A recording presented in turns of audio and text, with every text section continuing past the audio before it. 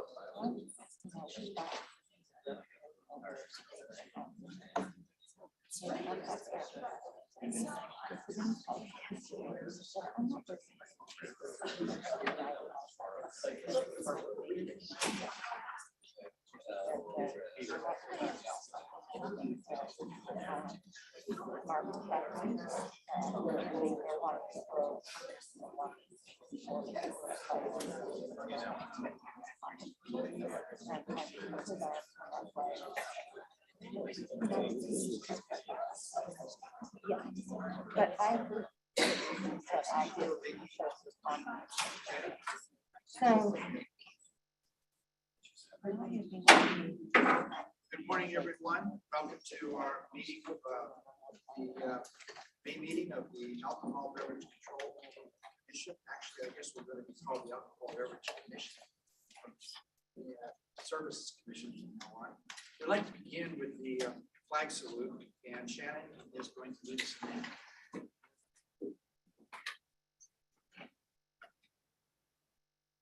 I pledge allegiance to the flag of the United States of America and to the republic for which it stands, one nation, under God, indivisible, with liberty and justice for all.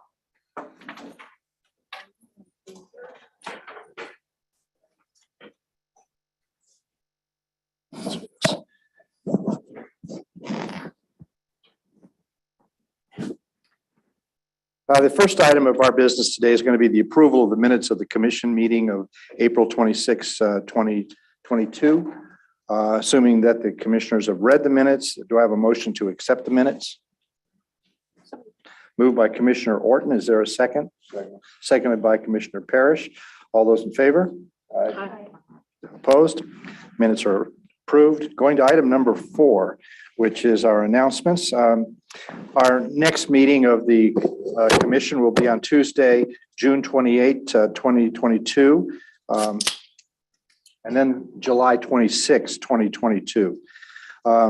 Those people wishing to make comments today about anything relating to our business may do so by emailing hotline@utah.gov, and our comments will be addressed at the end of the meeting. Of course, we will also take comments at the end of the meeting from anyone who's here. Bar license renewals are due on May 31st, 2022. I've heard from talking to staff that the licenses are coming in, renewals are coming in rather slow.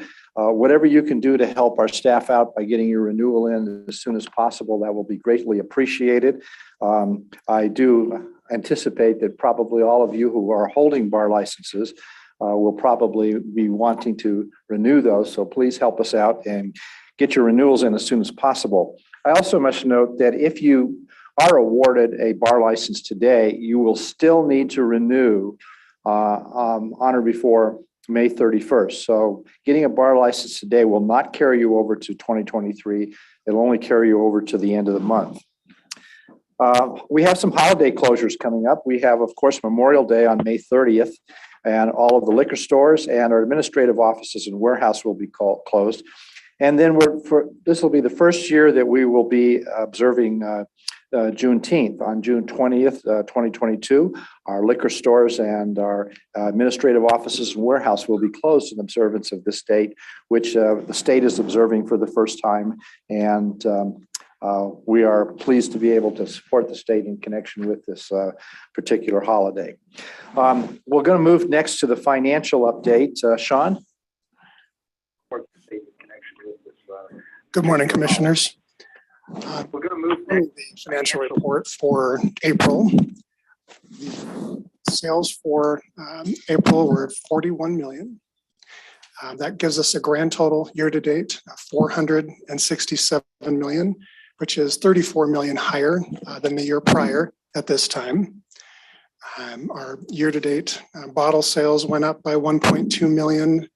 And these relate to an increase for bottle sales of just over 3%, almost 3.5%. But the retail sales in dollars is 7.9% increase. So we're averaging, we have been for the past few years, about an 8 to 10% increase each month, or for the year overall. What this actually translates into for performance at the stores and of course the warehouse as well is that with the same number of FTEs, they are producing more work, meaning higher sales. And with that same number of FTEs, it's spread amongst more stores because we opened several stores last year. So our daily bottles has gone up, our sales has gone up, sales per square foot is higher even with additional stores having been added, meaning those FTEs have been spread a little thin. We're working with Division of Human Resources Management, the legislature and others to work out pay improvement plans, future raises, and we hope that helps get our staff to the point to where they are maybe not as overworked, and we can have better customer service at the liquor stores and a better retail experience for customers in general. Commissioners, do you have any questions? Any of the commissioners have any questions of Sean? Oh, Sean, thank you very much. Do we have any idea if the increase in sales is based solely on population or if there are other factors? Do we have any indication on that at all? We think that the large in-migration we've had over the past few years does account for that. It also does assist with the increase in dollars per bottles sold, meaning people are buying higher end products and more of those, so their cart might be smaller, but they're buying more expensive products, and we believe that does have a big impact from outside in-migration. Thank you very much. Appreciate it. We're next going to move to Parents Empowered. Doug? Thank you, Chair. Good morning, Commissioners. I'd like to begin by showing a quick video. It's a 4-minute video of Tiffany. She did an interview with Channel 4 News, and I think she just did a fantastic job kind of capturing what we're trying to accomplish. So if we can play that, please. Welcome back. Governor Cox has declared this month as Alcohol Awareness Month. It's an important reminder of the harm that can come from alcohol misuse, but also a good time to talk to your kids about underage drinking. Here to talk more with us about that is Tiffany Clayson. She's the director of the Department of Alcoholic and Beverage Control. Tiffany, great to have you on the show. Thanks so much for being here. Thank you, Glenn. Let's talk first about what went behind this decision for the governor to make this declaration, setting aside a whole month for awareness purposes. We're so excited that at the highest level of government, the governor made this declaration to show the importance and significance of course, making sure people understand the harmful effects of overconsumption and overuse of alcohol. So it's all about responsibility when you're drinking. Absolutely. You know, consuming alcohol in a responsible only way is, of course, can be a value add to lifestyle and can be fun. And of course, people enjoy that. But we want to make sure, especially here in the state of Utah, that that's done safely and responsibly. And definitely never if you're under the age of 21. Yeah, and we'll get more into talking to your kids about this issue in just a sec. But first, give us a little update or reminder, if you will, about your department, the DABC. What is your main goal and purpose? Sure. So we have a multifold mission at the DABC, and that's, of course, to provide in a way that's responsible and safe alcohol to the public, those who want to consume it. But the most important part of that multifold mission is this part, the prevention efforts to make sure that we curb overconsumption, harmful consumption, especially when it comes to underage youth and or to DUIs or intoxicated drinking while driving. Talk a little, if you will, about safety programs that are available and how people can take advantage of those. Absolutely. So one of our biggest, most well-known safety programs and prevention education is our Parents Empowered program and campaign. And so we invite any caregiver, any parent that has children living with them or that they interact with to go on the website, parentsempowered.org. And we have a number of tools, multilingual tools there to help educate how you can connect and bond with your children. Just takes about 15 minutes a day to spend that time to form those relationships with them, because we know children tell us that when their parents signal that strong disapproval for underage drinking, they are less likely to drink underage. Yeah. And we know that's so important for them to reach 21 with a healthy brain. Yeah, because, well, you just hit on it there, but go into that a little more, if you will, some of the detrimental impact that underage drinking can have. Sure. So we know the brain, scientifically proven, is still developing up until the age of 25. And so anytime youth before the age of 25, especially before the age of 21, are drinking, they're harming their brain, and they're really destroying irreversibly their ability to reach their potential, their cognitive abilities, etc. So we want to make sure that we curb that. It's preventable. And so if we can proactively provide tools and education to parents, again, on forming those bonds, having those relationships, building that trust with their children, that we know that they're less likely to abuse alcohol when they grow up. Yeah, and maybe not the most comfortable conversation, but definitely a very important one. There's actually a committee statewide behind this Parents Empowered movement. Tell us about how they work and what they do to help out the DABC. Sure, yeah. There's a whole host of efforts that they work on. They support Parents Empowered. They work on fetal alcohol syndrome related initiatives. They also work on DUI related efforts, but really looking at data and how the state can use its funding and really synergize different programs to best maximize outcomes related to any of those things. Okay. Yeah. Tiffany, a lot of important information that we just went through in the last couple of minutes, but most importantly, parents, you can make a difference. Correct? Absolutely, yes. Okay. Parents can make a difference, spend time with your kids, make those relationships. Parentsempowered.org is a great resource and tools on how you can do that. All right, very important conversation. Appreciate having you here. Thanks so much. Yep. Alana? Okay, we certainly thank Tiffany's support. It makes a big difference when you have leaders like yourselves and Tiffany and, well, even the governor, so to speak, to speak out and say this is an important matter that parents need to take note of. I'll conclude by saying, and this comes from the National Institutes of Health, National Institute on Alcohol and Alcoholism, and they say that beliefs about alcohol are established very early in life. Before age 9, children generally view alcohol negatively and see drinking as bad with adverse effects. But by about age 13, their expectation shifts, becoming more positive. So that's one of our focuses of our upcoming creative concepts for the new fiscal year.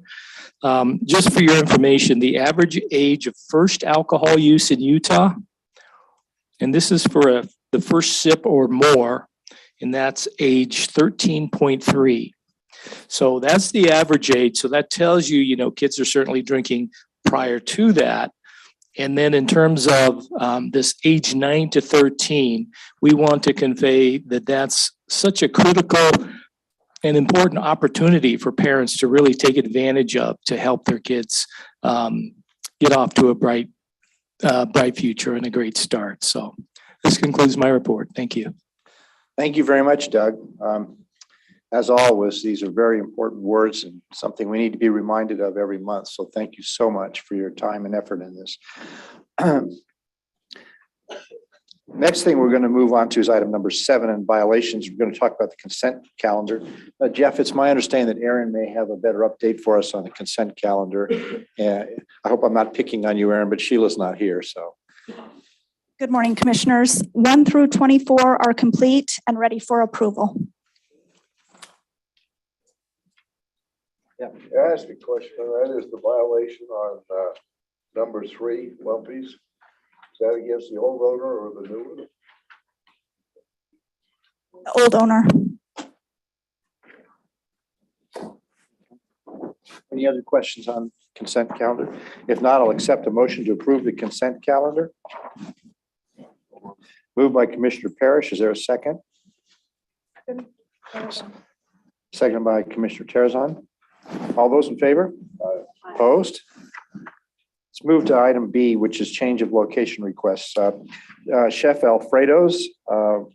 Rob?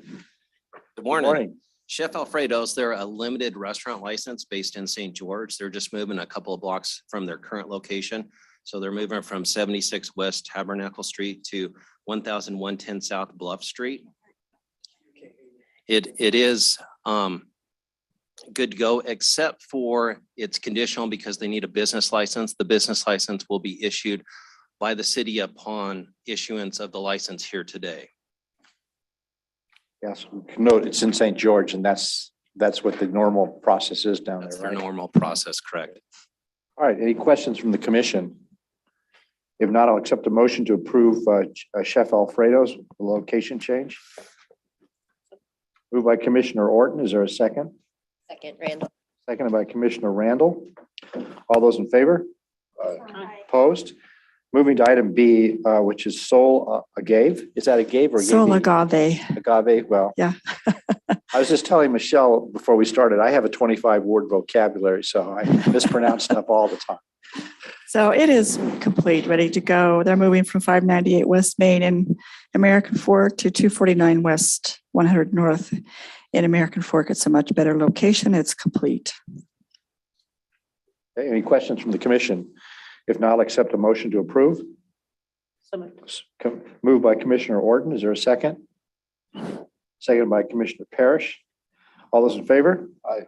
Opposed? Motion carries. Moving to item number 9, extended closure requests. Let's take Circle Inn Pizzeria in Clearfield.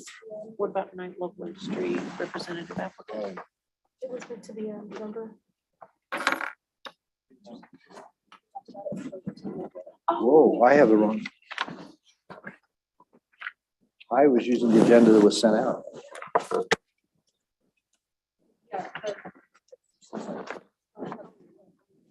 Oh, there's a. Bear with me a second. I have the agenda that was.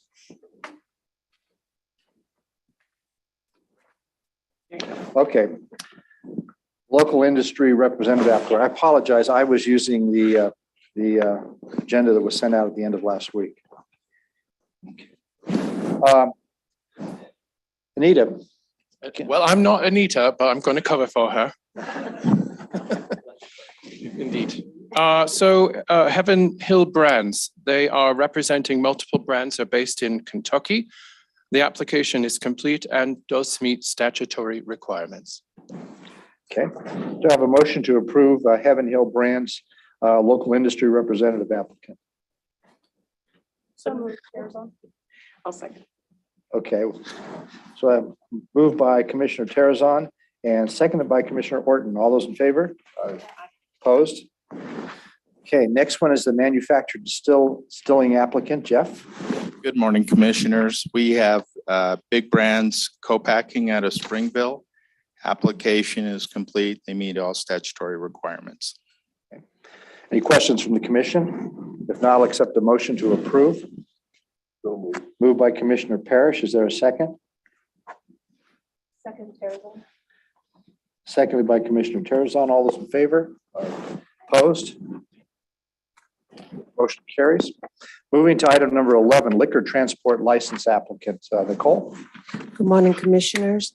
We have one application for liquor transport license this month. Teresa T. in Washington City is complete and they meet statutory requirements. Okay. Any questions from the commission? If not, I'll accept a motion to approve. Moved by Commissioner Orton. Is there a second? Second, Randall. Seconded by Commissioner Randall. All those in favor? Opposed? Carries.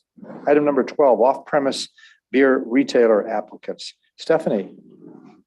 Covering for Stephanie this morning. We have this thing of people not looking like that. I am a Hanson though, so we're close. There you So go. we have 9 applicants. We are striking number 9, the quality quick stop, so that leaves us 8. The first 3 are conditional. They all do meet the statutory requirements. Okay. Any questions from the commission? If not, I'll accept a motion to approve items 1, 2, 3, 4, 5, 6, 7, and 8, with items 1, 2, and 3 being conditional. Moved by Commissioner Orton. Is there a second? Second, Terrazon. Seconded by Commissioner Terrazon. All those in favor? Opposed? Motion carries. We'll move to item number 13, which is liquor transport license renewals. Chris? Good morning, Commissioners. We have 3 liquor transport licenses in renewal status. They have all met statutory requirements, and we just need a motion to approve these renewals. Okay, any questions from the commission? Mr. Chairman, Yes. Chris, could you please report on the names of the license renewals? It's Bootleggin, Bradford Airport Logistics, and Wasatch Spirit Delivery. So one of them is the airport license, right? Okay. Do you have the locations on those? Riverton, Salt Lake, and Sandy. You should have a list in your packet. It's in the tab.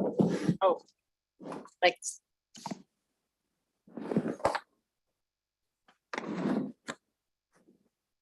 Yeah, so the tab renewals. Okay. It has addresses and everything else. Perfect. Okay. Do we have a motion to approve those license renewals? Moved by Commissioner Parrish. Is there a second? Second. Second by Commissioner Orton. All those in favor? Opposed? Motion carries. We'll go to item number 14, license applications. Item A, license transfer applications. Margaret, good morning. Good morning. This is the last time we'll have license transfers. Next month, it will be change of ownership. So the first 6, just as a reminder, will also have to renew their licenses because they're bars. Need to make sure in those transfers that they do renew. So item number 1, Brick Sports Grill. This used to be the Royal Bar, and in Salt Lake City is transferring to Peck Management for $10,000. The license is staying in the same location. Management agreement is in place and it is conditional. They do have a violation history. They'll need to speak to us. There, if you want to hear them speak to the violation. Let's go down the whole list first, then we'll have them speak to us. Okay.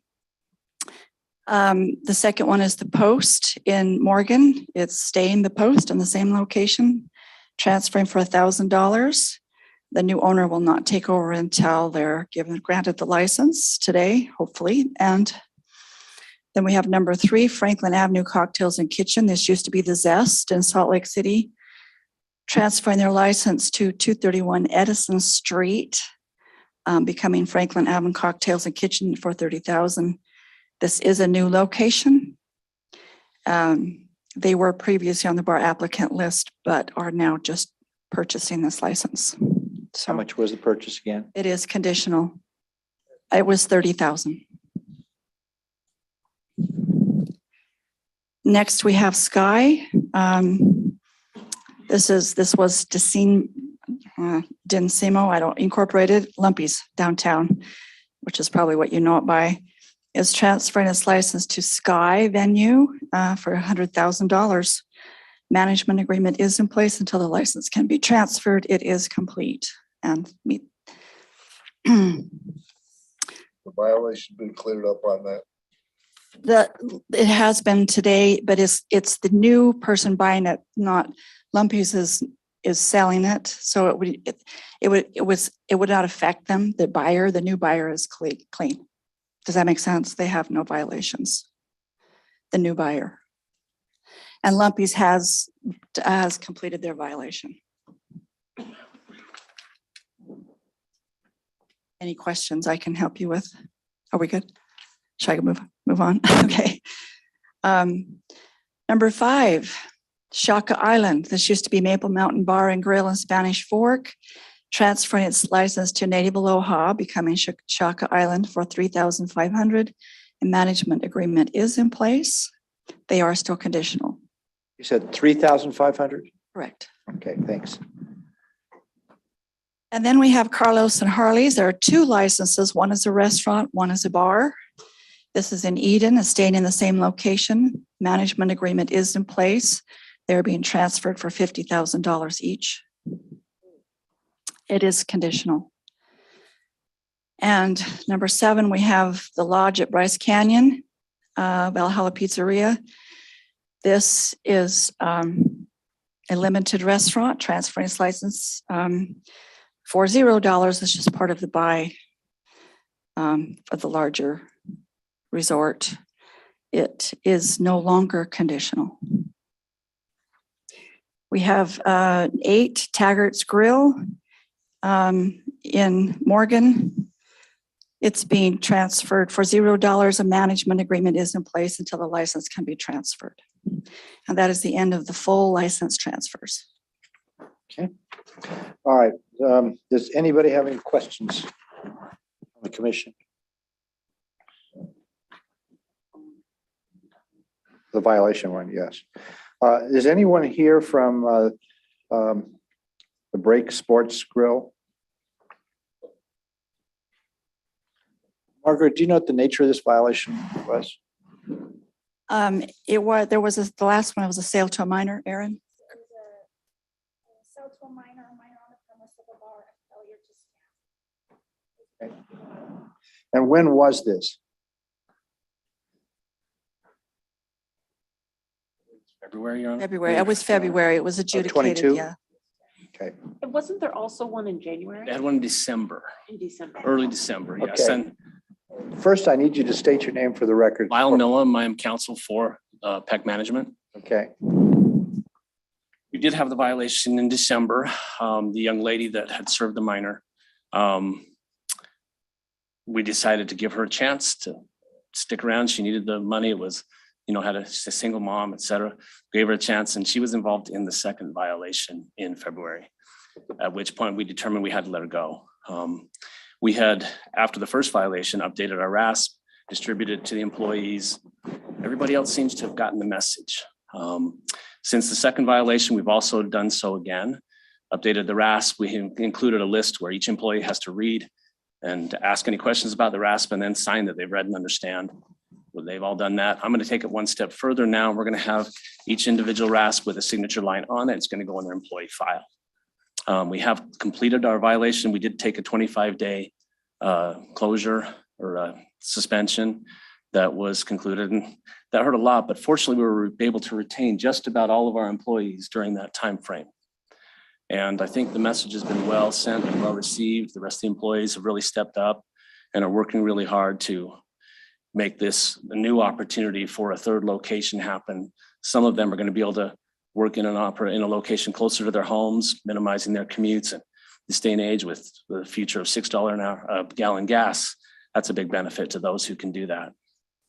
If you have any other questions, I'd be happy to answer them, but I really believe that they've really worked hard to make this something that will not be happening in the future. What are either the physical or cultural circumstances that you believe gave rise to this violation? This is a pretty serious violation. I think the gentleman that was at the door, who also is no longer with us, left his post to go help clear some tables. It had just been the finish of bingo night. It was extremely busy. There were a whole bunch of tables that were still covered with, plates and glasses and things like that. He went to go help. The minor came in during that time. He was away from it. By the time he came back and realized, hey, these folks haven't been ID'd, they were already being served by someone else who, under our policy, is supposed to, they're supposed to have their ID checked at the door and also have it checked by the server for the first time they greet them. And both of those were missed. The server that served the second one was the same young lady that had the violation before. Okay. Anybody else have any questions? We have some concerns that a lot of places are busy, and that's. There were, oh, sorry, can't get used to it. So there were 3 different violations. I think they were the same violations in both December and February, correct? What were the 3 violations again? Okay, well, that covered, yeah, the explanation of all 3. Anybody else have any questions? All right, well, do I have, let's do this. So that there's no question. You have anything else to add to Well, that? this is the same organization that they have a location in South Jordan in Daybreak. That's been operating since 2012 without any violations until one in October, I believe, which is of a different nature. The bartender in that situation had set up the second set of drinks for the same customer. The statute says within arm's reach. He had on his bar station, right, he was basically in front of the customer. The customer was here. He didn't feel it was within the arm's length reach, but we didn't fight that violation. We took care of it, paid the fine, and that's the only thing they've ever had at that location. The December and the February violations were in our West Valley location. Mm-hmm. It's been in operation since 2018. These 3 incidents are the only incidents we've had in, if you combine the years of the 2 in 13 years of history. Are you an owner in the business? No, I'm not. I'm their general counsel. Is the owner present today? The owner was unable to make it as he's out of town and manager's here. Okay. And is manager an owner or stakeholder or just a hired? Does anybody want to talk to the manager? Okay. Here's going to be my suggestion. Let's do this. Let's bifurcate this. And let's consider items 2, 3, 4, 5, 6, 7, and 8, and see if there's a motion to approve those first. What? Or do we want him to stay? You don't have to stay there. No. It's okay. I sit all day long. I don't mind. It's okay. Anyway, do I have a motion to approve items 2 through 8? Moved by Commissioner Orton. Is there a second? Second. Seconded by Commissioner Terrazon. All those in favor? Aye. Opposed? Okay, that passes. Now, item number 1. How does the commission feel about item number 1? Mr. Chairman, Yes. I'd like to make a motion to approve the transfer from the Royal Bar to the Break Sports Grill. Okay, moved by Commissioner Tui. Is there a second? Seconded by Commissioner Orton. All those in favor? Opposed? All right, let's move along. Okay, the next 2, Spotty Potamus LLC was doing business as Wild Time, and Prohibition Management LLC doing business as Prohibition. These are restructuring the entities, more than 51%. They meet statutory requirements. Are complete.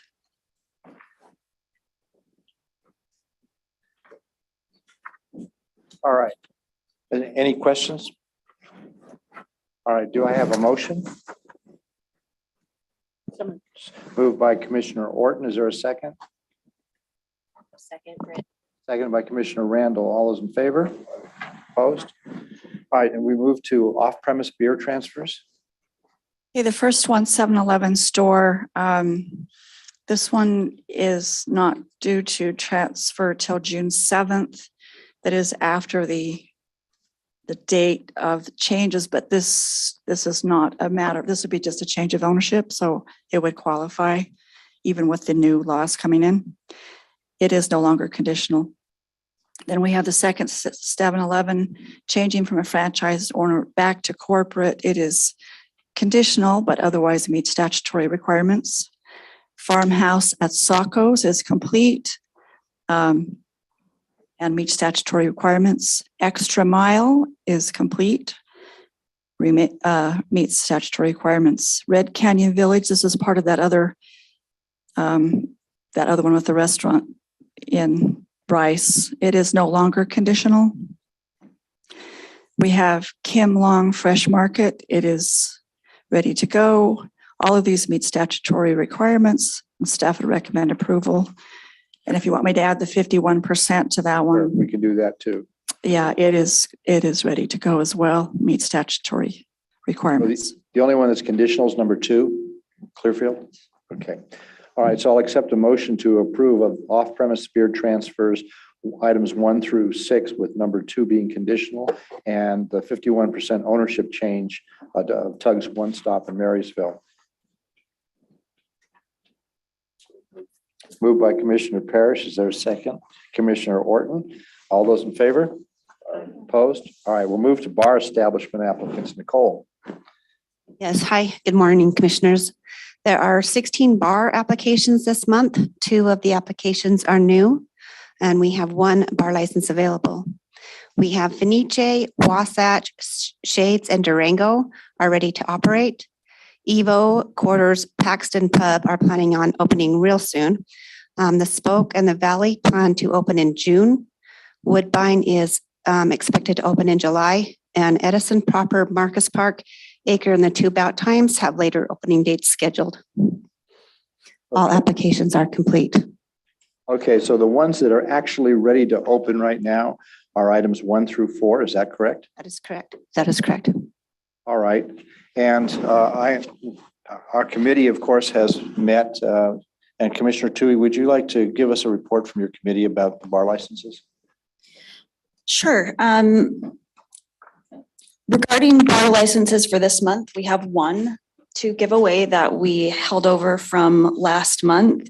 I think the big thing to note is that next month is when we'll have the 9.5 bar licenses available. And in addition, there might be one we are going to talk about further along in the agenda as well. After a lot of consideration and working with staff, we wanted to ask Wasatch if we could a few questions before we make our determination.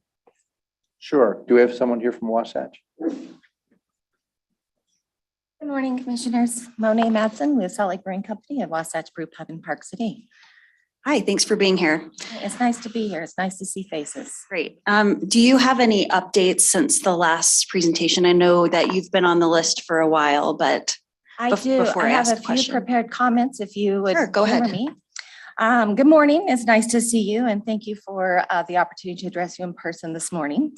Monet Madsen with Salt Lake Brewing Company at Wasatch at the top of Main Street. We've had our application in front of the bar license application in front of the commission since I believe it was last October, perhaps November, so about 7 months now.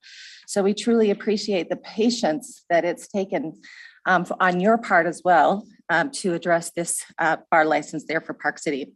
Pre-COVID, Salt Lake Brewing Company had made a commitment to ensuring the long-term financial viability of this operation up in Park City. And we made the strategic decision to invest several $100,000 into that operation and into that infrastructure. And then, of course, as you all know, we were decimated by the global pandemic, and that puts it lightly. Restaurant 101 teaches us that it is a critical function of management that we maximize the number of what we call butts and seats or customer counts in our operation. For financial viability of any restaurant operation, I'm sure all the restaurateurs here in the room can agree to that. We know that it takes a multifaceted approach to add to that, to those customer counts. It takes family diners, social diners, bar customers, special event diners, outdoor lifestyle diners, après-ski diners. And we have a marketing and a community outreach program in place. So to help remind all of those diners and those demographics, what a warm and welcoming environment Wasatch at the top of Main Street can be. But we are still in the rebuilding process from COVID. We would love to see our downstairs dining area overflowing with those satisfied customers while we seat all of the guests that are over the age of 21 on an extended wait list upstairs in our loft. We want to be enticing all kinds of diners as we build the energy levels and the joie de vivre atmosphere that is so appealing to rebuild the critical mass needed to run profitable restaurants of our size. So we fully believe that having a bar license available to us to help build to this volume is necessary. Recently, Wasatch to the Top of Main Street has received numerous comments from the business community, from locals, and from online comments thanking us for being able to be open during our mud season in Park City. It's brutal up there in Park City right now. A lot of restaurateurs are not able to keep the employees on hand when there isn't the sales volume there. So we are facing the challenging market forces that we're having to operate under right now to keep our doors open. We do know that if we do not retain our employees right now, that when it comes time to hiring them for the summer season, all the seasonal employees will be hired elsewhere. So we've taken that additional cost and that strategic position that we're going to retain our employees. And so we need even more customers to help attain or retain the financial viability of this operation. We have heard in recent commission meetings comments about bar license applicants that want to operate like restaurants and vice versa. But we have every intention to operate not only according to the letter of the law, but the intent of the law as the legislation is written. So having that bar license on our second floor is the only way that we can abide by the intent of the law while achieving our goal of providing a warm and welcoming environment for our customers. Thank you again so much for your time. Did you say you had some questions for us?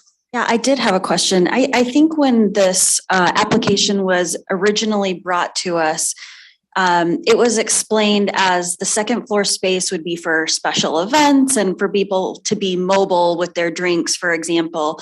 But my understanding, and based on your comments now, is that you do want to use it as a bar space? Absolutely. And open daily to the public sort of situation. Our operation at that location is 35 plus years old, which is an accomplishment in our industry. And there have been years or decades where that second floor is just the place to be. It was during the old cantina days. We would love to see it get back there, but we do know it's a process of building the customer counts, creating that energy that is attractive to even more customers to get back to pre-COVID times where we can use that second floor and have it just busting at the seams with everyone who's enjoying what we do up there. And to be clear, you want to use it as a bar? Absolutely. Okay. Absolutely. That was the question that we had, unless Commissioner Randall had something else. Yeah, go ahead. Just some clarification in your statement. You mentioned overflow, the use of overflow. So back to Commissioner Tui's point, we just want to ensure that it's being utilized for a bar space. Waitlist, yes, absolutely. So again, back to restaurant 101, no one likes to eat in an empty restaurant, as you know.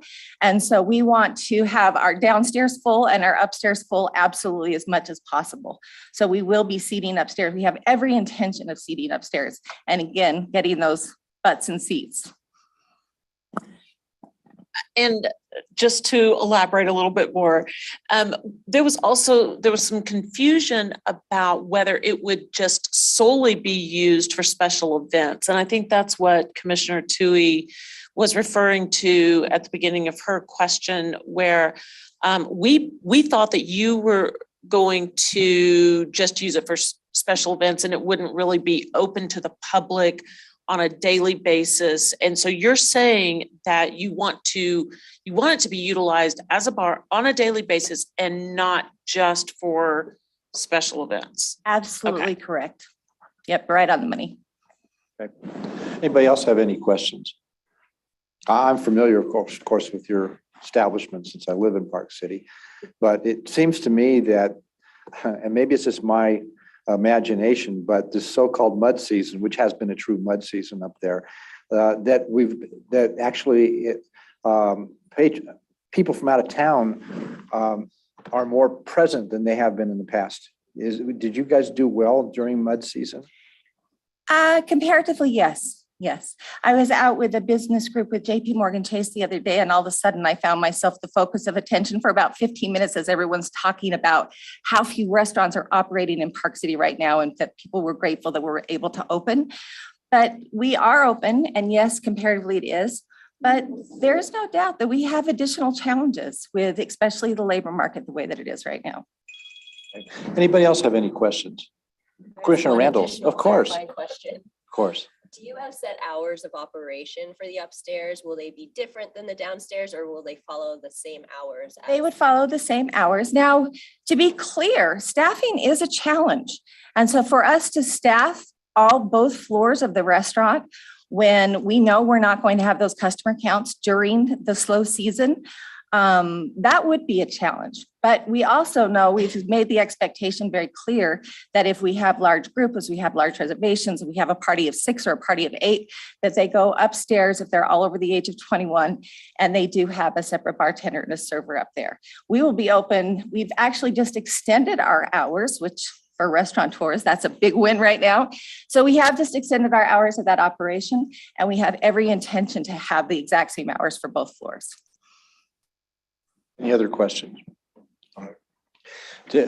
And Commissioner Tui, did you have any questions of any of the other applicants, or did you have a recommendation you wanted to make so the applicants can address our committee's findings? Mr. Chair, I wonder if you want to hear an update from the applicants before we make a motion? No, the reason I think we want to get your recommendation is so that people can address it. They know exactly where they stand when they stand up here. Okay, that's not the way I wanted to handle things, but we can do that. The recommendation from our subcommittee based on these responses is so that we grant the bar license to Wasatch Loft and Tap Room. Okay. All right. I don't think you need to say anything more at this point in time, Ms. Madsen. We can hear from Ms. Finici. Thank you again. Want to address us? No, we want to, that's the recommendation. Yeah. Is anyone here from Finici? All right. Hey, is anyone here from Shade's Tap Room? Would you like to address us?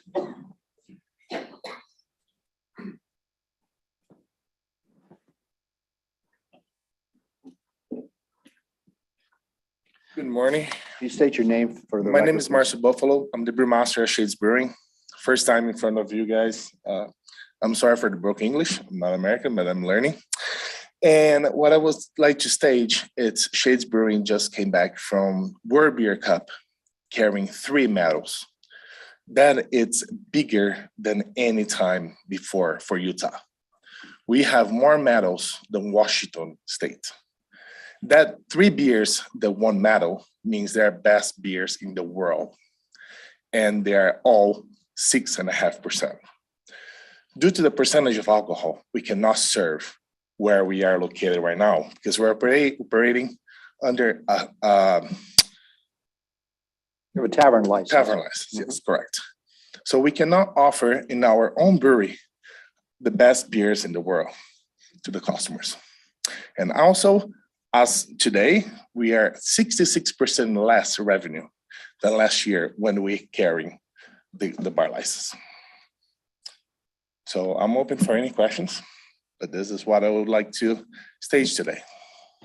Any of the commission members have any questions? Thank you, sir. Appreciate it. Durango.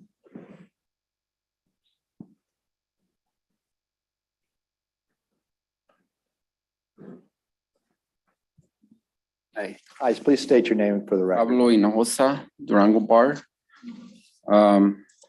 We're being ready to go.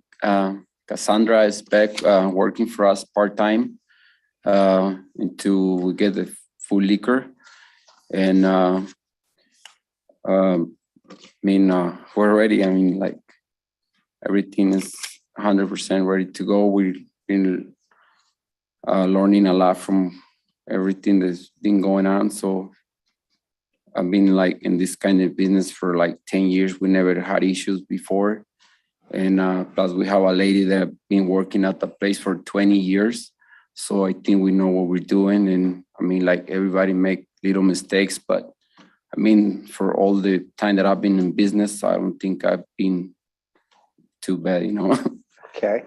One of the things I think we're going to do next month with both you and with the Shades Tap Room is we're going to want to have staff talk to you a little more because we're going to have more licenses next month. Okay. So I think we want to spend some time. And sir, if you would tell your management, at Shade's Tap Room, that staff's going to be reaching out to you folks to talk to you a little bit more, get some more information and things, okay? So that we can work toward that. Make sure that one of these days we're able to give you a license, because you've been here so many times. No. And I know you want a license. No, we need it really bad. Okay, so Okay, well, thank you. All right, so and those are the only 4 that are ready to open. Is that right, Nicole? Okay, all right. So we have the 1 license. We have the recommendation to approve Wasatch. Any further discussion from the commission before we take a motion? If not, can I have a motion to approve the committee's recommendation to give the license to Wasatch Loft and Tap Room in Park City? So moved. Moved by Commissioner Tui. Is there a second? Seconded by Commissioner Parrish. All those in favor? Opposed? Okay, let's move to our next item, which is item C, full service restaurant applicants. Bonnie. Good morning, commissioners. We had 10 applications. 1 and 6 will be stricken from the agenda this month. Number 2, Paradise Briani Point is conditional. Number 3, Sandstone Cafe and Bar is no longer conditional. 4, Peace on Earth is conditional. 5, Zest Kitchen and Bar is conditional. 7 is conditional and does have a violation history. There is someone here to speak if you'd like to talk to them after I get done. We have number 8, Texas Roadhouse and Spanish Fork, conditional. 9, Plated Dreams, conditional. Number 10, Longhorn Steakhouse is conditional and also has a violation history.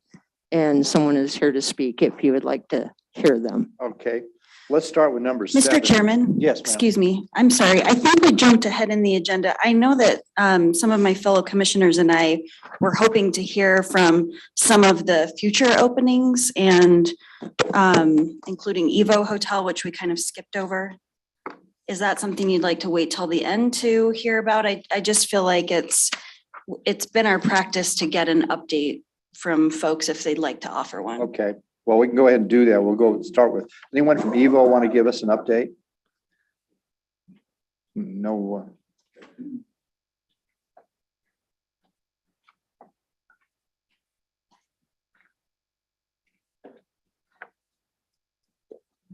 Good morning, commissioners. Would you like us to speak now, or we are on the agenda later for the tavern application? And everything we have to say would be Yeah, when you both. come up for a tavern, we'll talk about the tavern, but I guess the question is, how close are you to being able to open?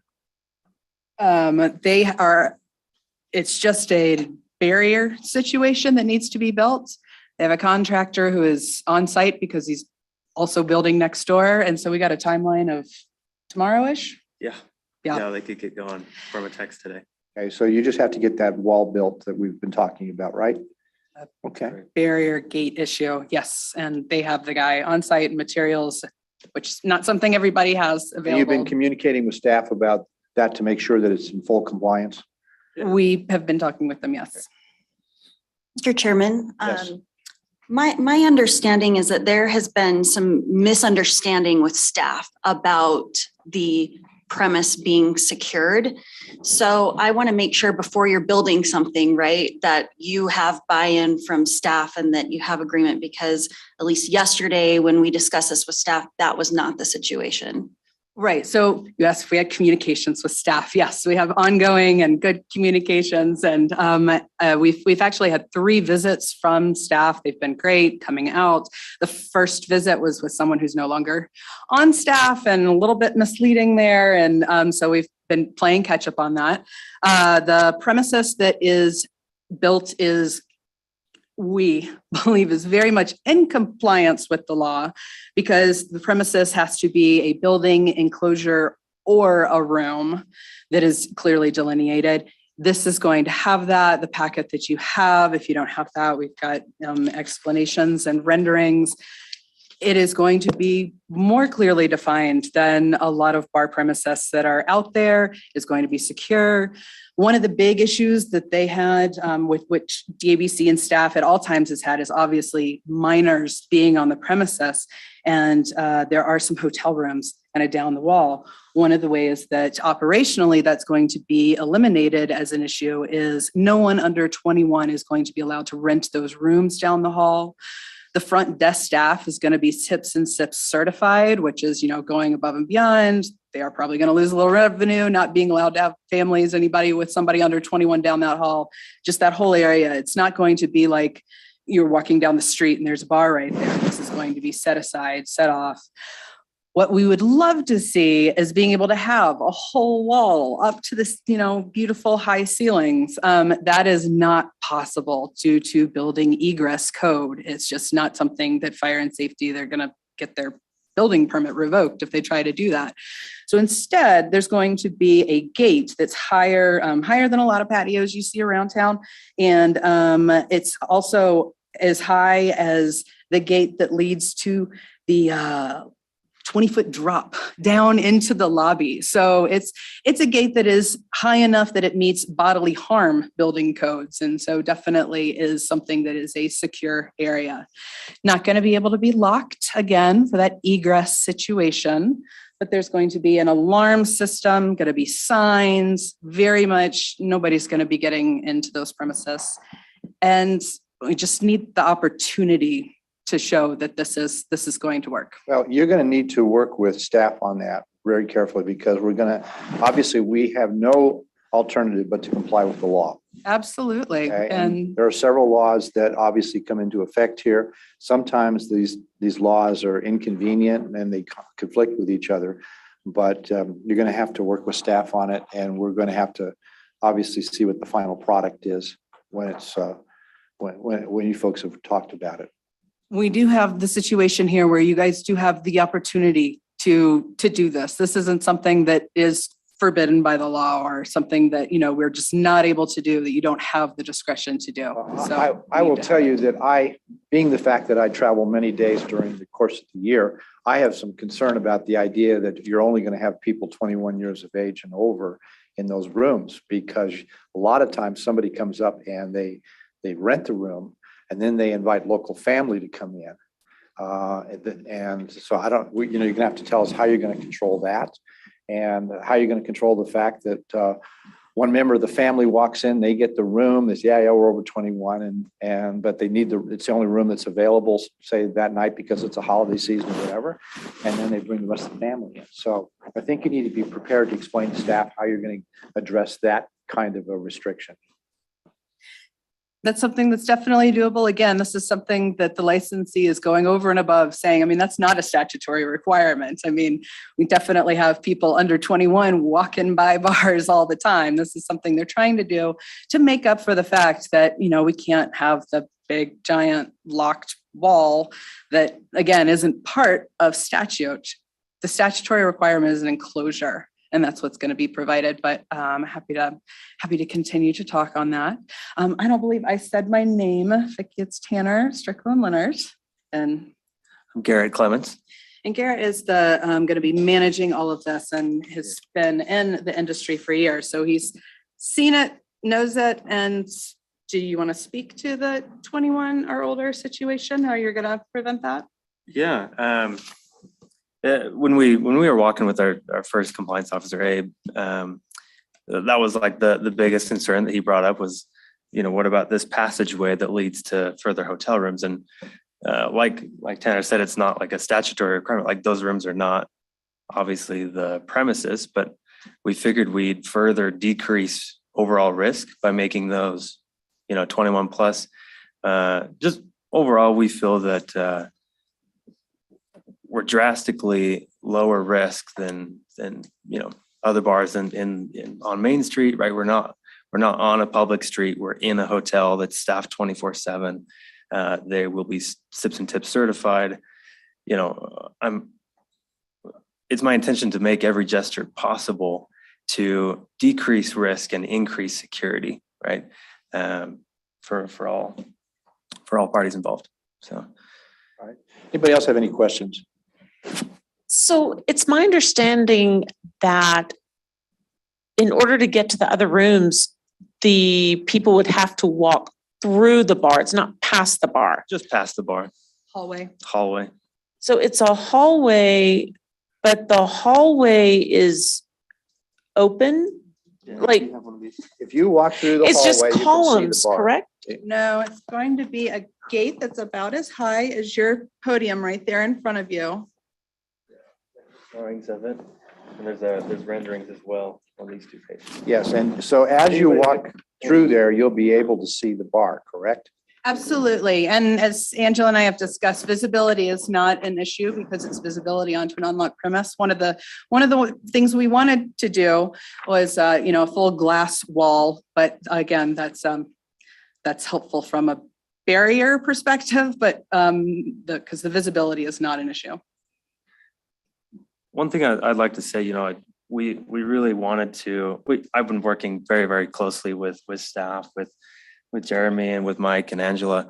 We did want to build this wall, but finding these conflicting codes with building codes that, they made a great effort to help us be, creative on these solutions. And of course there are still concerns but I appreciate everybody's time to talk about the law and address them. This is, we sort of have our hands tied and given the circumstances, we're just trying our best to, again, show that this premises will have, dramatically less risk than other premises and dramatically more security than premises of similar types. And happy to go over this operational plan, and the bullet points I lined out operationally, and to take any further suggestions on it. No, well, we'd like you, I think, to talk to staff and go over this because it's going to have to be compliant. We just have no choice. So anyway, any other questions? One of our issues is we're still just not getting what is not compliant. Because we've been back and forth and we're trying real hard. Nobody's concerned about the locking up of the alcohol. That's not an issue. Alcohol locking, safety, nobody's had any issues on those. We're just not clear on what is a solution that does not also conflict with building code, because this is about the best the architect's going to be able to do. Mr. Chairman. Yes. Two things. So first of all, I hear you saying you're working with staff, but my understanding is there's been a misunderstanding and based on what you're saying, you think it's up to the commission or that we have the discretion just to say yes, even though that's not staff's recommendation. So I want to be clear with you that we are listening to staff because it's their job to keep minors safe. And so I want you to find common ground with them in finding what they think works and what you think works. And if there's going to be a big disagreement on that, then we should have those conversations offline and probably not in this meeting. But I think for the purposes of this meeting, it would be helpful to hear from staff. Angela, if you wouldn't mind addressing sort of what you see as the issue, and then maybe we can help move this forward after the meeting. Thank you, commissioners. Statute's clear that for either a tavern or a bar, a minor may never be on the premise. And I think the photos of the actual space are in probably the April commission meeting folder. They didn't get moved over to May. Sorry about that. But you do have to get to the hotel rooms, walk right past the room, which would be where the tavern or bar is. So we want that room enclosed such that a minor may never wander onto that premise after hours. It's one thing when they're open to have staff stationed there to make sure that doesn't happen. But when they're not operating, they also cannot have a minor on the premise, even when they're closed. The distinction between the White Horse, which is a photo that they provided, it's on Main Street, is that their primary premise is an actual building that locks at night when they're not open. There are a few tables on the sidewalk. It's space that they've leased from the city. But again, when they're not operating, they're literally nothing but empty tables and chairs, like any other bench that you'd find on Main Street. So here where you have a room that's going to be either a tavern or a bar, it needs to be not accessible to minors even when they're closed. So we want something So that Angela, locks. are you talking like some sort of like gate situation or something that they can lock when they're not open or not staffed? And we haven't seen anything from building code or the fire marshal or anything that explains why it can't lock. It's on the second level of a hotel. So I find it difficult to see why that would be needed for egress when it's not on the ground floor. Well, Tanner, maybe that's something that you guys could address. I mean. Yeah, absolutely. One more thing, Code. Additionally, the hotel desk, while it might be manned 24/7, is on the first floor. So it's not up where you can see the premise of the tavern or the bar. Okay, thanks. And also from the renderings, I was under the impression that there was a greater separation than the pictures seem to show. Well, the pictures don't have where the gate, where the barrier will go. Well, but So it does show that in order to walk to the rooms, you literally are right up against the bar area. I mean, so that will be a hallway space. So the gate will be, on this side, and then the wall is on that side. You're also going to be able to walk upstairs. And so it's the width wider than the stairway.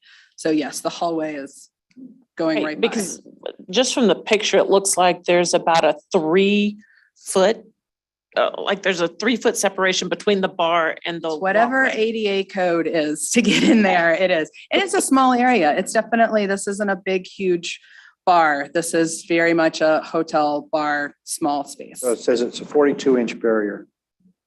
Is that correct? So That's height. That's a tight. That's height. Right. Yeah. Or the width of the hallway is a normal hallway. It's 4 feet. So it's less than 4 feet. So, yeah. It's just that there's the bar. Right. There's the. Here you go. Yeah, And it's not here's the something barrier, that's on. Yeah. 4 feet, so you can look over it.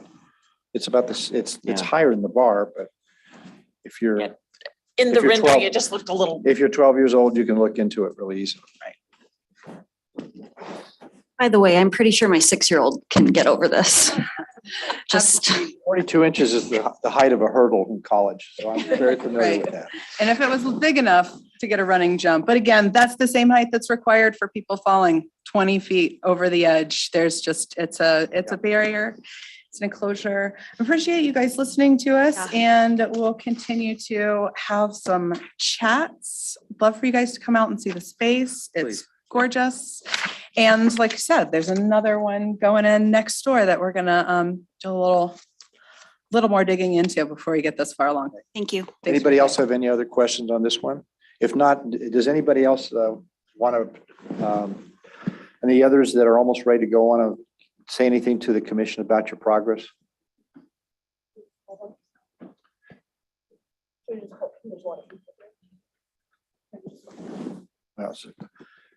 Yes, sir. Can you state your name and which organization you're with?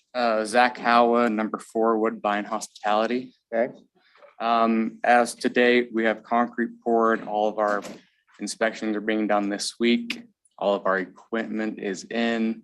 Our walk-ins getting installed by the end of the week. Bathrooms are done. So we are projecting for a July 28th opening. Okay. And I Great. have supplied pictures for them and will continue to do so. Anybody have any questions? Okay, so you're looking at July, end of July. Thank Very you. good. Thank you, sir. Anybody else?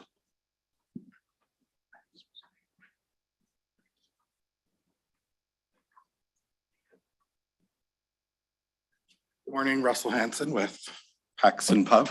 I don't know why I couldn't figure that out. Yeah, I don't know. It's we should be ready to go by this weekend, actually. We've got inspections yesterday, today, and tomorrow. Tyler from the health department's coming out tomorrow, and provided all inspections go well and we get our coup, we would be ready to go as soon as this weekend. So didn't know if you guys had any questions. Your pictures just don't look like that, Yeah, I don't know. It's, but you're that close. yeah, Okay. the final building is, I think, either the end of today or first thing in the morning, and the health department comes out tomorrow. So next month you'll be definitely ready to go. Yeah. Very good. Will you keep updating staff with photos of your finished product and inspections. I'm sure you're doing that already, but that'd be appreciated. Thank you. Anybody else wish to speak?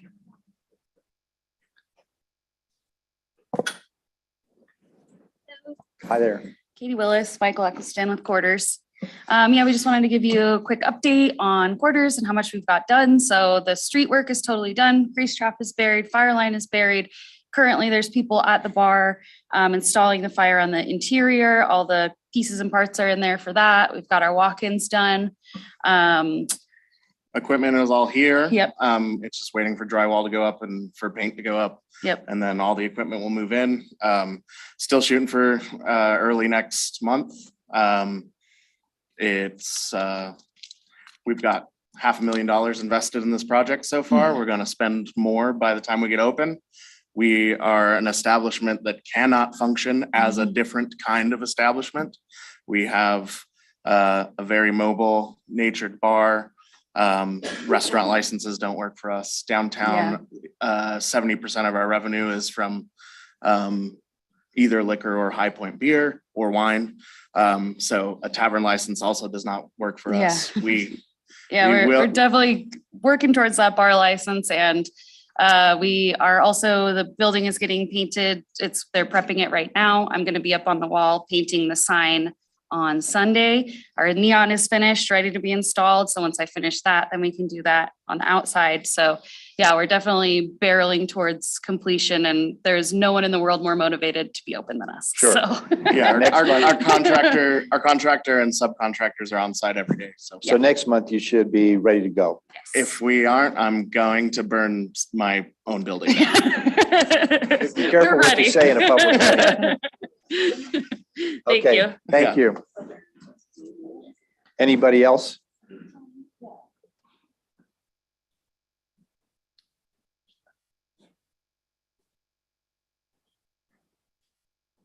Yeah, please state your name and the Yes, my name's organization. Charlie Carden, the co-founder of the Edison House. Just want to give you an update on where we are. So we've been moving really diligently towards a late August opening.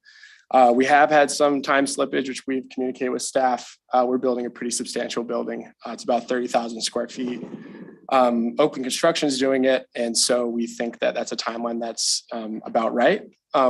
We've been building our membership, so we are a little different than your average bar. Quite different, actually. We're based around a community. We're a social club. And so we have been building membership. We are currently starting to staff up, so we're moving pretty quickly towards an opening. So just want to give an update. Thank you. Any questions? All right. Anybody else have anything? If not, we will go ahead and move on with our agenda. Bonnie, we're on full service restaurant applicants. And I believe, go ahead. No, I think we went through that once. Does anybody have any questions of Bonnie about the applicants? If not, I do. Okay. Chili's, I believe we've had Chili's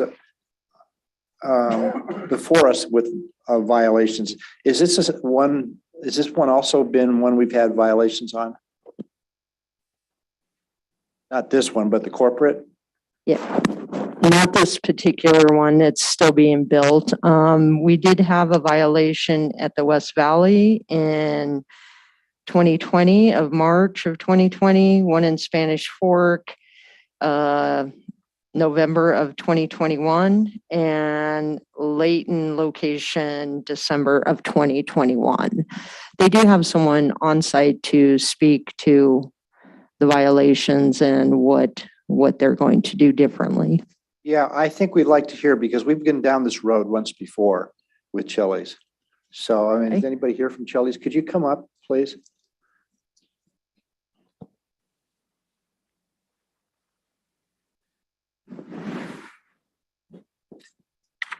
Morning, Commissioners. My name is Harrison Dix. I'm Director of Operations for Chili's North. Mike Greer, Director of Operations for the South Part. Okay. Gentlemen, the issue, I think, is unfortunately one we've had before, where we had several violations in some of these stores of yours. And we were addressed. We had a big slide presentation, everything else. And I noticed that two of these violations are just at the end of last year. And so maybe you could tell us, why are we having this problem at Chili's?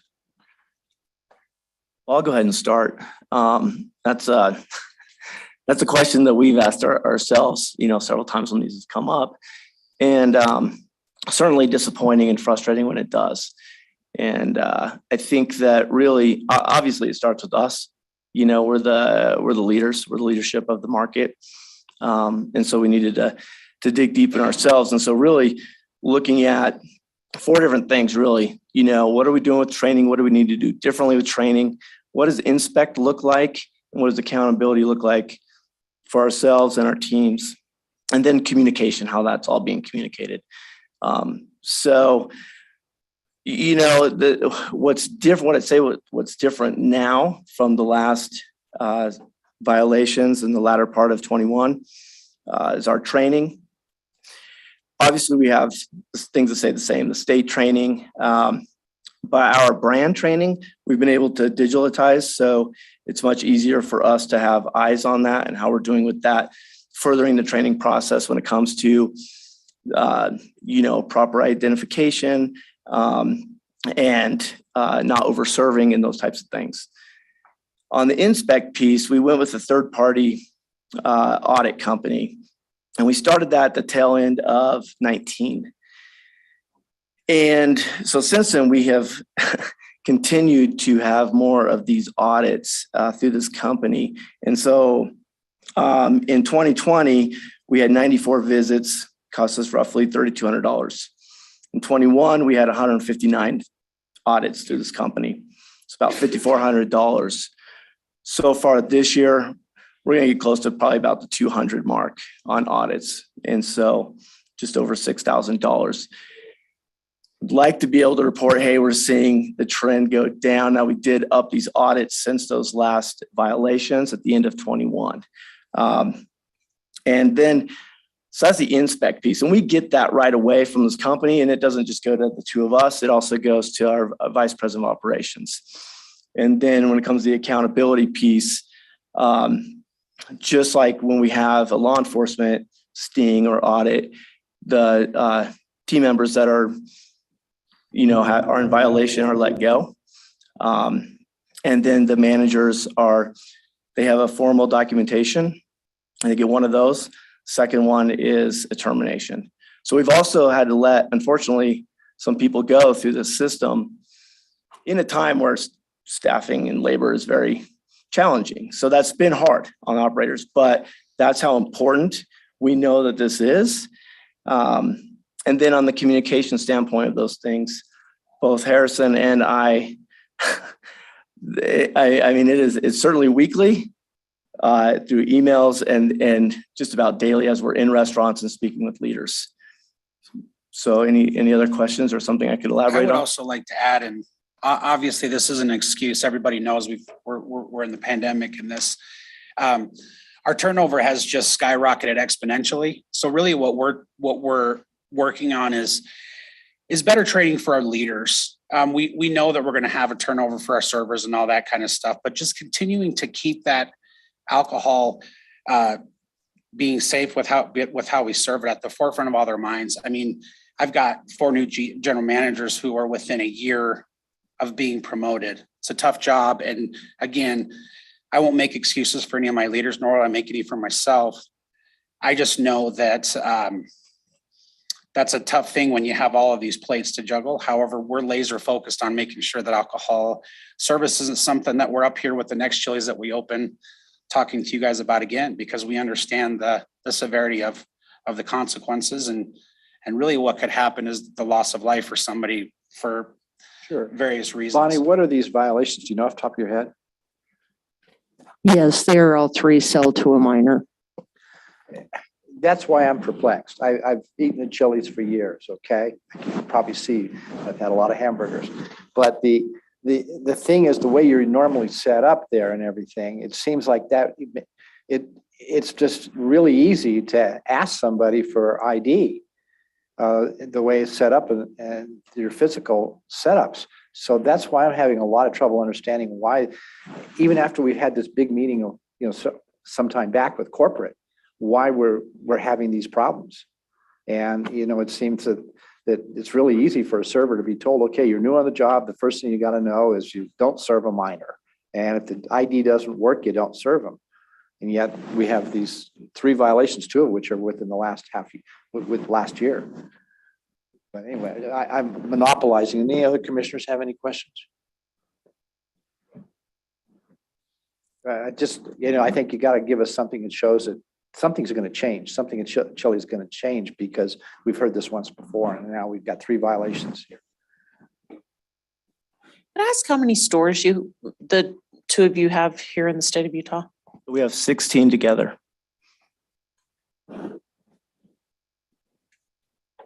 And I would like to add that they are all 3 different locations, so they didn't have it at the same. You do? You do. Seems like with this track record, that's a systemic problem with training. And maybe you really ought to reevaluate the whole process, the whole system of how you're doing your training. I agree. I think that obviously it starts with training. We can't hold people accountable if they're not trained. So we like to check that box off. And like I said earlier, with the digital part on the brand training, we're able to have more eyes on that and do that. I think one of the challenges, and Harrison kind of spoke to it, and on all restaurants have this. So it's, other people may not have that trend. So I get it. But we have to get our leaders more involved in that coaching day to day, because these people know, they're trained, they understand, they even understand the consequences, like having kids and you're playing in the front yard, don't go out in the street.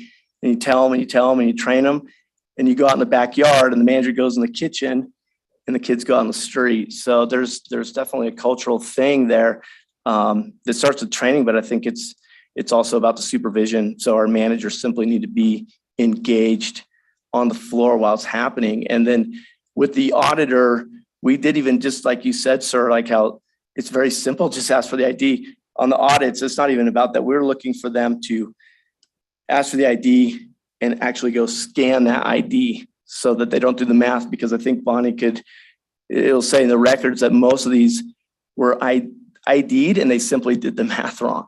They didn't do the math and they didn't take it to the scanner, which we have for them. Hey, I'm sorry. I was just going to ask, Bonnie, do you feel like they've been a good operator and been cooperative on the violations and the training and their RASPs? Well, I can't speak to their violations because I only have one Chili's and it's in Ogden, but they've been very helpful and willing. They had some issues with their construction. They were willing to redo their whole 10-foot buffer area, which I'm sure was not a cheap cost. So the Mike here that I've been working with has been very, very good to work with. So as far as that goes, I feel good about working with them. I just can't speak to the violations. I apologize. No, that's fine. And we heard earlier from the break that they even asked employees to read and review the RASP themselves. Maybe that's something else you could incorporate into training. But I think you guys are doing the right things to get on track. And I do like your approach to, even holding management responsible at some level. And so thank you for what you're doing to get on the right track. I notice you're not going to open until July 15th, right? If we were to put you over to June to see if we can get a better, a full training program, see what your training program is in writing, would that hurt your opening at all? I don't think so. Okay. I don't know how the commission feels about that, but I think maybe that would be very helpful, would be to see a training program. I agree. I think that's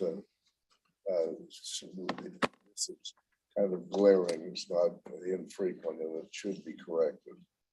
We want to help you and we want you to open on time, but this is a recurring issue. Are we not already familiar with their training program? Again, I'm not. I only have the one Chili's and they haven't had any violations since I've had them. But I just want to reiterate again that they've been really good to work with and taken all of our suggestions to heart and did what we asked them to.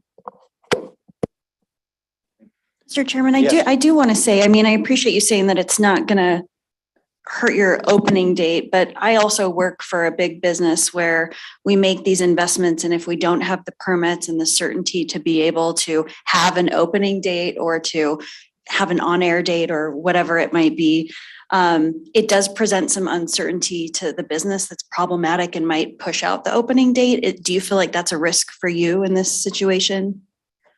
Well, again, I think like Bonnie said, we want to also satisfy the commission and have you all feel good about what we're doing. So if that's what it takes, we'll gladly do that. But I certainly appreciate that comment because there is a lot. Do you think it's going to push out the opening date if you don't get your license this month?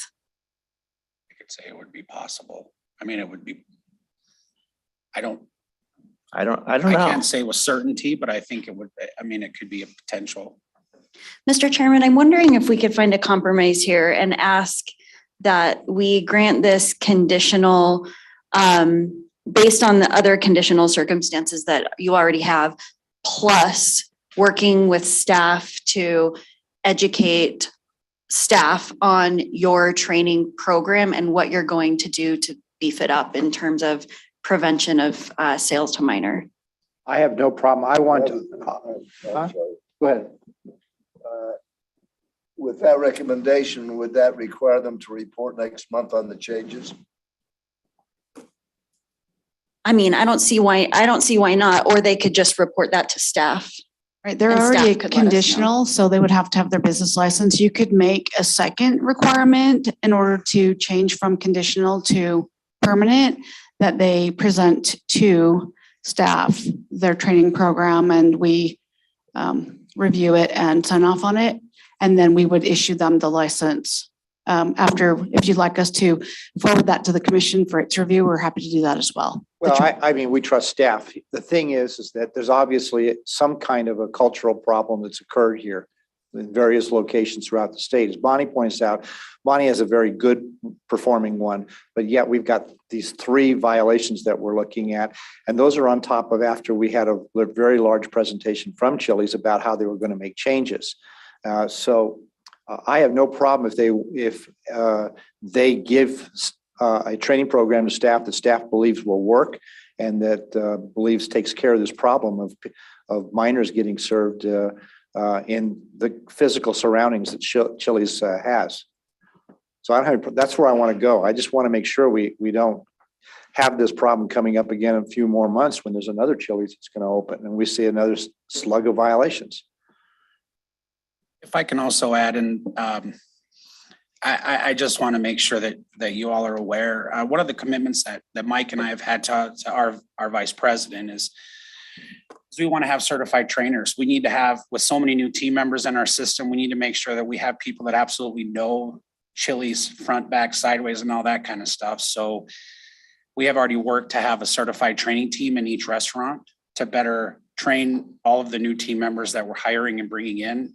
So these type of gaps don't continue to happen. And maybe we can help you to some extent by indicating that we are concerned about training because of these violations, and that so you can go up the ladder and say that in our particular area of the country, there's a concern about this. And so we need to have trainers who are familiar with not only the laws of Utah, but the other areas of your Western district so that these kind of things don't happen. Anyway, so I'd be willing to do that, to have a training program presented. If Commissioner Tui wants to make that motion, I would support. And adding a second condition to the conditional. Yep. Yeah. Commissioner, pardon me? Well, if there is a motion. I'm about to give it to you.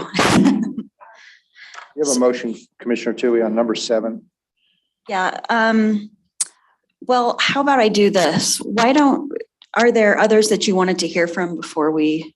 Well, the only other one we probably want to hear from would be Longhorn Steakhouse in St. George. Are they here? Okay, thanks, gentlemen. Thank you. Thank you very much, Appreciate your time. Commissioners. Have a good day.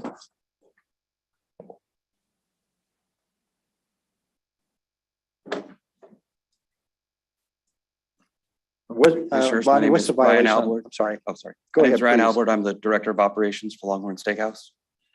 The violation was a sell to minor that occurred February of this year at another location. Do you guys have kind of a district training program? How is your training program done? We have a corporate training program, so we have an RSP, and then we also have this tips and sips program available.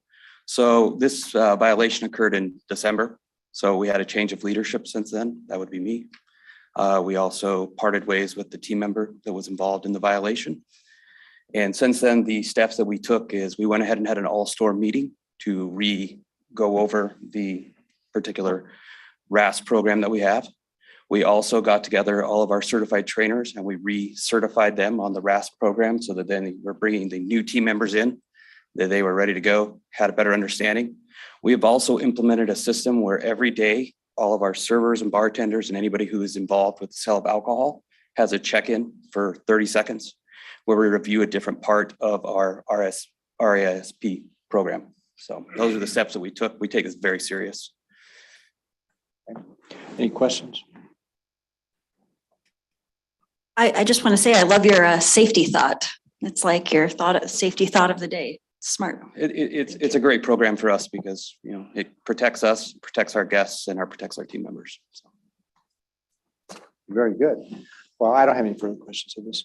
Now, would you like to make a motion, Commissioner Tui?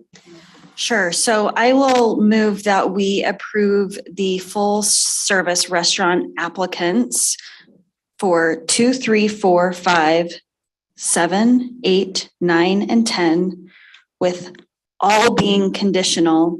And on number 7, Chili's Bar and Grill, that we add an additional condition on reporting on their increased training program with staff. Just one quick edit. Number 3 is no longer conditional. Thank you. Seconded by Commissioner Parrish. Any further discussion? I hope this is a good solution. I mean, I don't want minors getting in trouble because of this. All right, all voting on the motion, all is in favor? Opposed? Carries. Limited service applicants, Corey? Good morning, Commissioners. Our first one is a previous applicant from last month, Umbu Hot Pot in Salt Lake City. It is conditional. We have 4 new applications. Number 1 needs to be stricken. The Himalayan flavor in Logan needs to be moved to the June calendar. Sushi Pro in Ogden, Hama Sushi, Saratoga Springs, and Bella Marie's Pizzeria in St. George. They're all conditional and they are all ready to go. They all meet statutory requirements. Okay, thank you. Any questions from the commission? If not, I'll entertain a motion to approve number 1 as conditional on the previous applicant. Numbers 1, 2, 3, and 4, all as conditional on the new applicants. Is there a motion? Number 2, 3, and 4. Number 1 is stricken. Oh, number 1 is stricken. Okay. So 2, 3, and 4 on the new applicants and number 1 on the previous applicants. So I have a motion. Moved by Commissioner Terrazon. And second? Second, Tui. Seconded by Commissioner Tui. All right. The beer only restaurant applicants are both. We got to vote. We got to vote first. All those in favor? Opposed? Carries. Okay, now we go to item E. I'm sorry beer about only that. My apologies. The beer only restaurant applicants, both are stricken. Oh, that's easy. Okay. On-premise beer recreational amenity applicants. Mike? Good morning, Commissioners. We've got 2 applicants. We're going to strike number 2 off the list. So we're leaving us with 2 applicants, X Golf in Riverton and Bad Caddy Golf in Salt Lake City. Both are conditional. Both are virtual golf courses. Applications are complete. Okay. Any questions from the commission? Okay, voting on item number 1 and number 3, which are both conditional. Do I have a motion to that effect? So moved. Moved by Commissioner Tui. Is there a second? Second, Randall. Seconded by Commissioner Randall. All those in favor? Opposed? Motion carries. Item G, on-premise tavern applicant. Mike. That is Evo Hotel. We heard from them as part of the bar applicants. Do you want to hear from them again? No, this would probably be taken, this still needs to be considered and worked out with staff, correct? Correct. Okay. Do any of the commissioners have any further questions on this item? Otherwise, we'll just go ahead and continue it to the next month. Okay. That's good. All right. Thank you, Mike. Appreciate it. We have a new applicant, TGS Panguitch Liquor Agency. Good morning, Commissioners. Yes, this is Taylor Draper. He currently runs 3 other package agencies in Richfield, Eureka, and Payson. He will be replacing package agency 148, who decided to not reapply. And so he is the new applicant. There were 3 original, 2 dropped out, and Taylor is here to answer any questions that you have. All right. Oh, his application is complete. It is complete, ready to go, right? We're familiar with some of your other operations from having that day-long meeting. Absolutely. That was the long one, wasn't it? Yes, it was. Is there anything that you want to tell us specifically about this particular operation? I don't think there's any specifics I have to add. I hope I was able to convey everything in my presentations to you. Anybody have any questions? Okay. If not, I'll take a motion to approve TG. One of the things that we'd like to see out of the package agencies is that some of them really lack good merchandising and display. And we'd encourage you to do that, which would be consistent with the standard that we have in the state liquor stores as well. Absolutely. I would say to that end that you presented a very complete and thorough business plan, and that was very much appreciated. We commented on that in our meeting yesterday, so thank you. If not, I'll take a motion to approve the new applicant TGS Panguitch Liquor Agency. Do I have a motion to that effect? Moved by Commissioner Parrish. Is there a second? I'll second. Seconded by Commissioner Tui. All those in favor? Opposed? Good luck to you. Thank you, guys. Extended closure requests. First one we have is Circle Inn Pizzeria in Clearfield. Bonnie? Yes, Commissioners. If you remember, this was the business that burnt down, and you granted him a few months extension to try and sell his license. That didn't come into fruition, but Garrett, the owner, is here and would like to relinquish the license willingly, and also maybe thank you guys for your time and consideration. All right.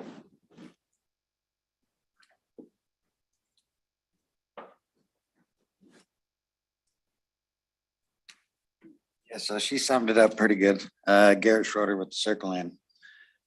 I'm just here to thank you guys for the extensions. 67 years we served the community of Sunset, and overnight was gone. At this point, all it is me coming here every month asking you guys for extensions. I know that puts a lot of pressure on you guys. And so we're here to relinquish, hoping that in the future when we reapply that is taken into consideration. And once again, thank you guys for that extension. I mean, it meant a lot. How soon do you anticipate getting back and do something? 12 to 18 months. We'll be looking for you. Yeah, okay. Well, I appreciate it. Thank you guys. Yeah, and That thank you. wasn't a threat. No. Actually, we want to thank you for your cooperation. And I know this was not, there's no words that can really comfort you for the loss of your business. But we do understand. And we'll be, when I say we'll be looking for you, we'll be, trying to do everything we can to accommodate getting you a license. I appreciate it. Thank you guys. Okay, Royal Bar, Nicole. Good morning, Commissioners. The Royal Bar has been stricken. You have given that, approved the transfer of the license earlier. Okay. All right, so then Jeremy, we move on to Porter's Smokehouse and Grill in Springdale. Absolutely. They would like to have an extension to June, the June meeting. They have all of their construction essentially complete. Anticipate opening June 15. Okay. Commission have any questions? If not, I'll take a motion to approve extending the closure of Porter's Smokehouse and Grill in Springdale to the June meeting. Moved by Commissioner Orton. Is there a second? Second.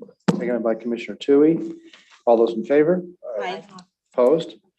Okay, let's go to item D, which is Azora Izakaya Bar in Salt Lake. How bad did I butcher that up? No, I would say you're pretty darn close. I like it. They are a full service restaurant. Last year, towards the end of the year, they had a neighbor move in to their space, and due to the nature of their neighbor's business, it was loud and kind of drove off all their customers. So they are working with their landlord to see what they need to do, and they're requesting a closure until the June meeting. Any questions from the commission? If not, can I have a motion to extend Azora Izakaya Bar to the June meeting? So moved. Moved by Commissioner Randall. Is there a second? Second. Terrazon. Seconded by Commissioner Terrazon. All those in favor? Opposed? Okay. Let's move to the operations update. Michelle, I understand you're going to give that this month. Yes, thank you, Commissioner. Well, first thing to report, the exciting change for our agencies just around the corner. We've been talking about this for several months now. The department name is changing to the Department of Alcoholic Beverage Services. And along with that, your body, the commission name is also changing to Alcoholic Beverage Services Commission. The name change is really appropriate for the work that we do at the agency, serving all Utahns. We contribute millions of dollars to the state in funding community services like roads and transportation, public safety, and education. So we really feel like the name change is appropriate with the work that we already do.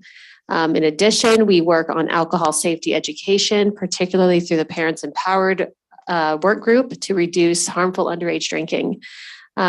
Looking forward to an event on June 1st where we will launch the new name. And along with that, we are announcing our department's new working mission statement. The new mission statement is a complement to the existing department mission statement that's already defined in state statute. So really excited for that. And again, think it's really fitting for the work that we already do as a department. Additionally, as you know, we have some technology improvements that are underway thanks to funding that became available from the state legislature last month or this last legislative session. Some technology improvements for licensees, those who are licensed to sell alcohol in our state. Among those technology improvements will be the ability to make online payments. Now, there are a lot of back-end work that needs to be done to make online payments possible. But in the meantime, we've created a secure payment function that licensees can use over the phone. So now when licensees have renewals or fees that are due, they can call our office and make that payment over the phone. It's not a perfect solution, but it is a more convenient way to make payments. So we're happy to have that bridge until online payments are possible. Another update, as the weather is warming up and people are feeling more comfortable with large gatherings and coming out of the pandemic, our office has seen a drastic increase in the volume of applicants for temporary beer and single event permits. As a reminder for event organizers to please submit your applications at least 30 days prior to your event to ensure there is plenty of time to review the application and ensure all measures have been met. Our office is excited. We want to help ensure organizations are able to celebrate safely and hold their events. However, as many applications are coming in late, it leaves little time for our staff to troubleshoot issues that may arise. So please submit permit applications at least 30 days prior to your event. And finally, the Utah's new definition of beer is effective starting on June 1st, which impacts hard seltzers that have been available for sale in grocery and convenience stores. Our team has been working with product makers to determine how each product is made, so we will know what is legal for sale in grocery and convenience stores. As of now, it looks like many products will still be available in these stores. And once we have an approved products list, we will make that available to the public. Retail establishments that sell these products, they don't have to throw out those that are no longer compliant for sale in their stores. They have through the summer to sell through those products, but must have all of these non-compliant products off their shelves this fall. Again, our staff will be working with these retailers, also working closely with product makers as we are doing everything we can to ensure a smooth transition. And that's all I have. Thank you. Good. Well, thank you. Does anyone have any questions? Okay, if not, we are at the point where we can take comments from the public. I will preface this by saying that we continue to look for input in connection with our upcoming June meeting, when we will expect to have 9.5 bar licenses available. And we're looking to get as much input as possible, because we know that it's very difficult to please all of the people all of the time, but we definitely want to make sure that the decision that we make will be a sound decision for the benefit of everyone in this state. With that said, does anyone have any comments for the commission today?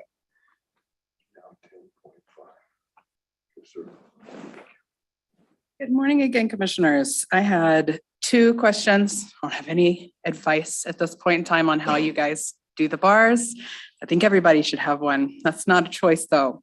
My first question is, there have been comments from you guys that maybe there might be a special commission hearing because those become available on June 1st. I'm seeing some head shaking. No, just tell me to stay tuned to the public hearing website to see if that's going to happen. Right. We have not scheduled any special meeting in June. All right.